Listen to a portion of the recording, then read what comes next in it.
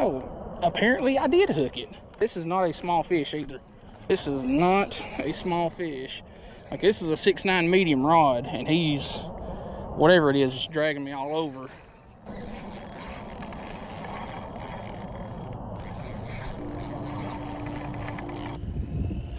What is good, YouTube? I have a problem. I have worms. Okay, maybe that's not a problem, but I finally remembered to buy some for a change. You know, I've been planning on going out and fishing with worms for a while now, and I keep forgetting to stop and get worms. So, we got some worms, we got some time, and we got some fish. I know they're biting in here because Fishing with Angie and Shenanigans Fishing are like way down the corner there. Like, they're literally like 100 yards away at the bend in this creek, and they're already catching fish. So, we're just going to throw out the worms and some inline spinners and stuff, and hopefully catch some white bass, because that would be pretty fun. I know Cast Blast Camper was recently up here night fishing and caught some pretty good white bass and carp. So let's get rigged up and get fishing. One problem that I'm definitely going to deal with today is it is quite freaking windy, and I'm not going to bother changing out hooks for this thing. I'm just going to use these tiny little circle hooks that I've had on from yesterday, and we'll see what happens. Yeah, just right around the bend down there is Shenanigans Fishing and Fishing with Angie. And who knows, Cast Plus Camp might show up later. I don't know. He was here like 2 nights ago, so there's no telling. I'm probably going to have to use a little bit more weight just to get some distance out there. Maybe that'll work. I'll set my drag, because I don't need something yanking this rod into the water.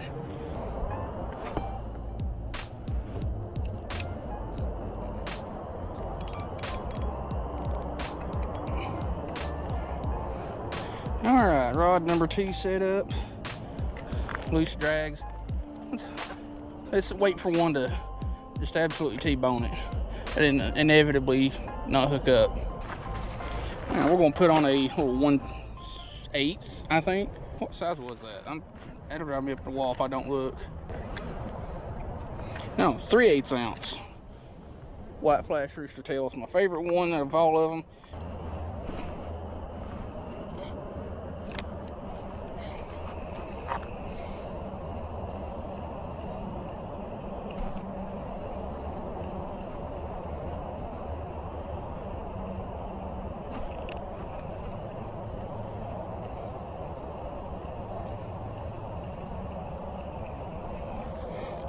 Oh, we got a fish. I thought I'd just run into a stump because there's a lot of rocks and crap right here in front of me. But then I started feeling head shakes.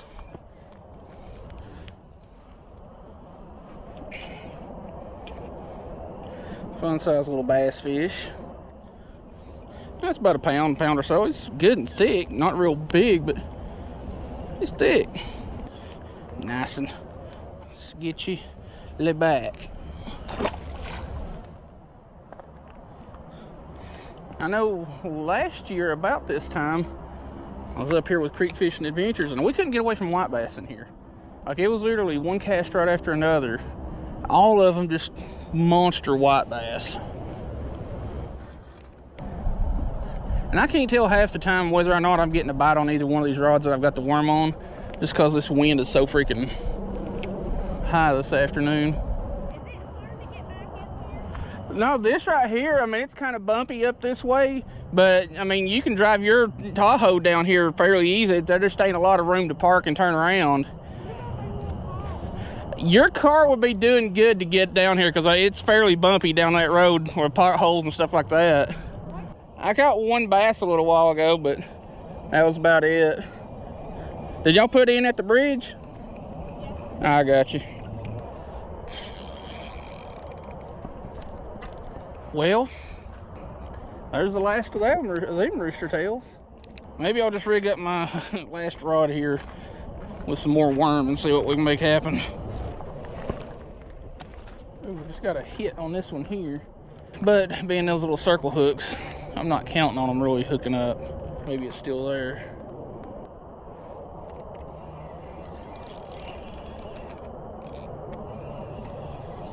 Hell, is it on there? Apparently it is.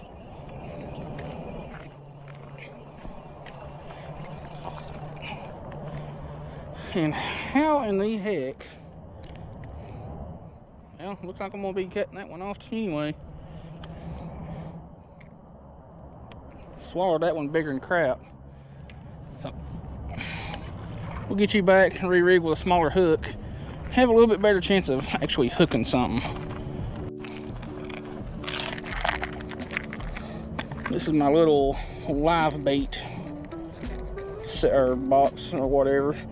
I got some small circle hooks and various size sinkers up to 1/2 ounce and a bunch of these little cricket panfish style hooks.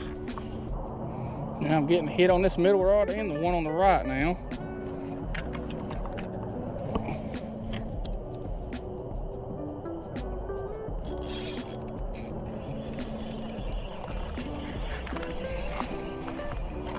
What are you? You are a teeny tiny microscopic little yellow bass. I know I didn't take a picture of my bluegill, so I need to do that too.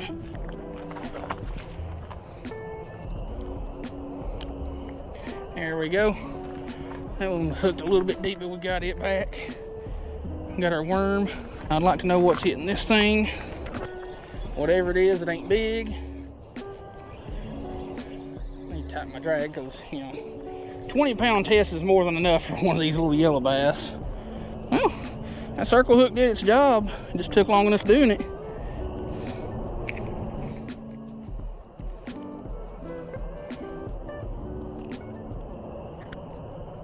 Nice one.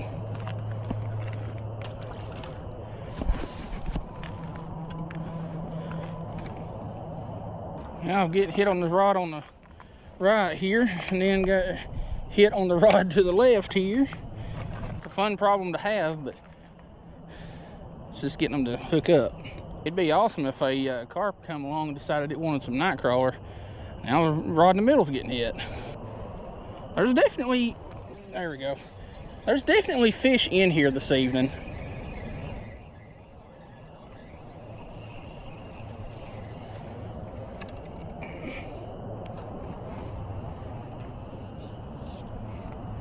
Another dinky little yellow bass. Let's get you back. Yeah, there's definitely fish in here this evening. Yeah, that was me. And now I'm wrapped around my own line. But yeah, it would be nice to have a carp pick up one of these night crawlers, because that would be fun. Even a small one, like a pound, 2 pounds worth. Dang, is this middle one already getting hit? No, the left one did though. Well, both of them are getting hit. I'll just deal with that one first because it seems to be a little bit more active.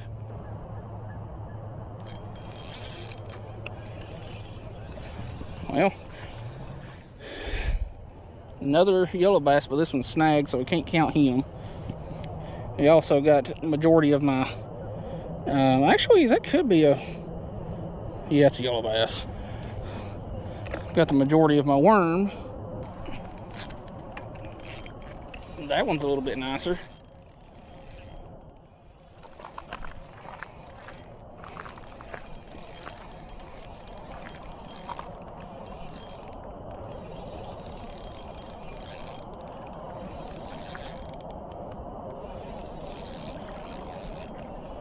Because it's a drumfish.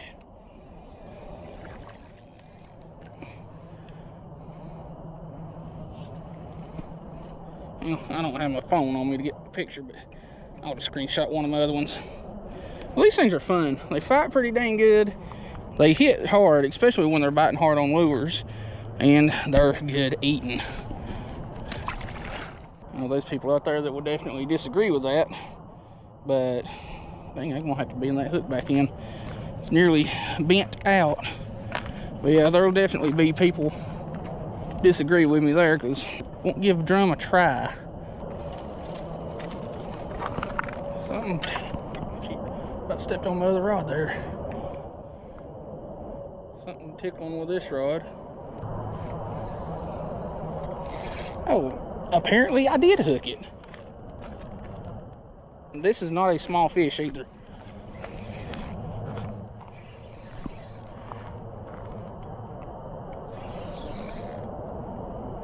This is not a small fish.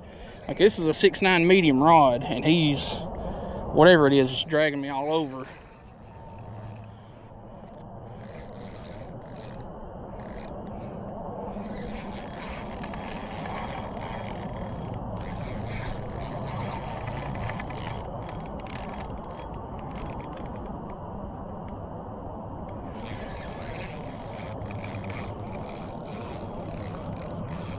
And I don't remember exactly what size of leader I've got on this rod, so I'm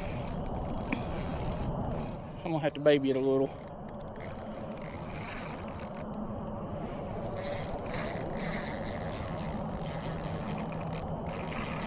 I bet this is a carp and my other rod's getting hit.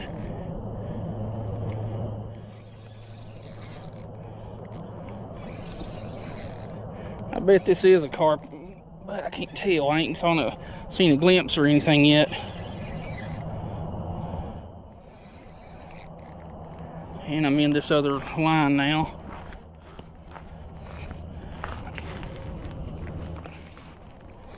And I also didn't bring a net down here with me.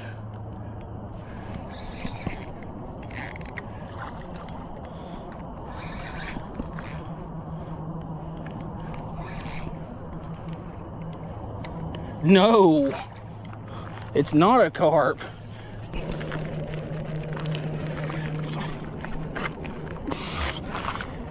Friggin' gargantuan drum. Well, if we don't catch anything else, this certainly makes the video. All right, y'all. Definitely the biggest fish of 2025. Huge drum. I think this one's probably going around 10, 12 pounds or so. I would weigh it, but I don't know where my scale is. Well, we got enough there, so we're gonna let this one go.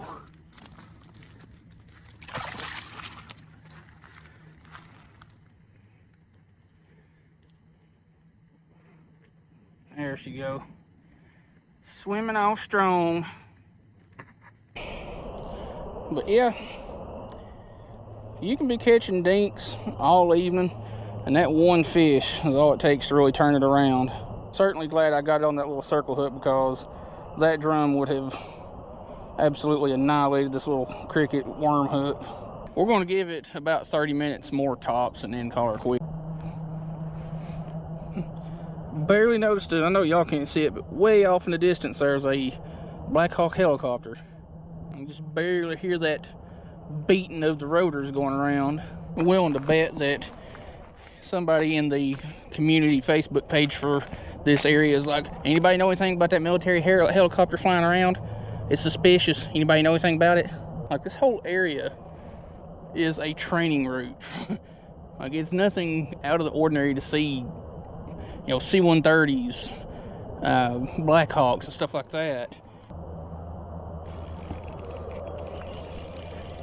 But yeah, it's nothing out of the ordinary to see Apaches, well, not so much Apaches, but Sikorsky, C-130s, stuff like that, fairly often around here. I thought this yeller bass had a swimming politician on him, but he didn't. It's just a worm on the side of his face.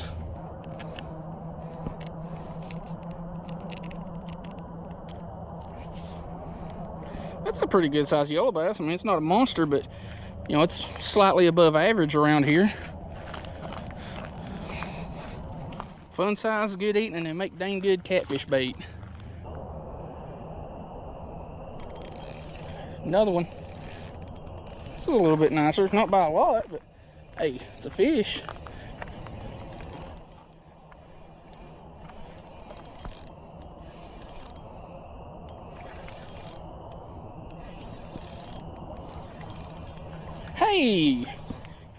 Hey, we got us a dang multi-species afternoon.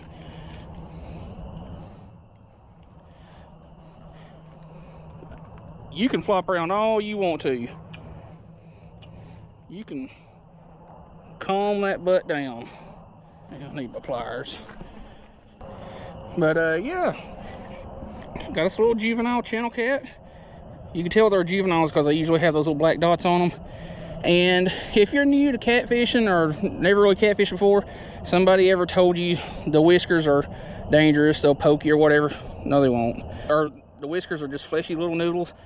What you want to worry about is this dorsal spine and these two pectoral spines.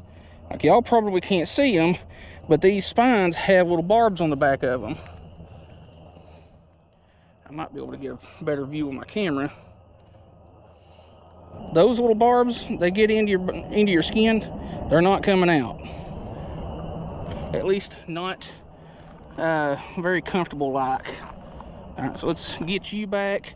Try not to get spined while doing it, because those spines hurt. I just looked down and wondered where my rod went, because I was like, what the heck's going on here?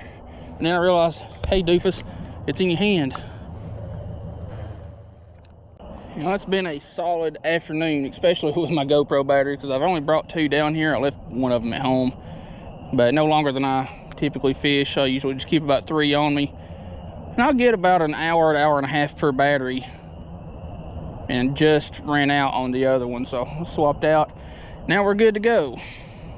Now if we can catch, you know, a couple more fish, make it that much betterfied. Oh.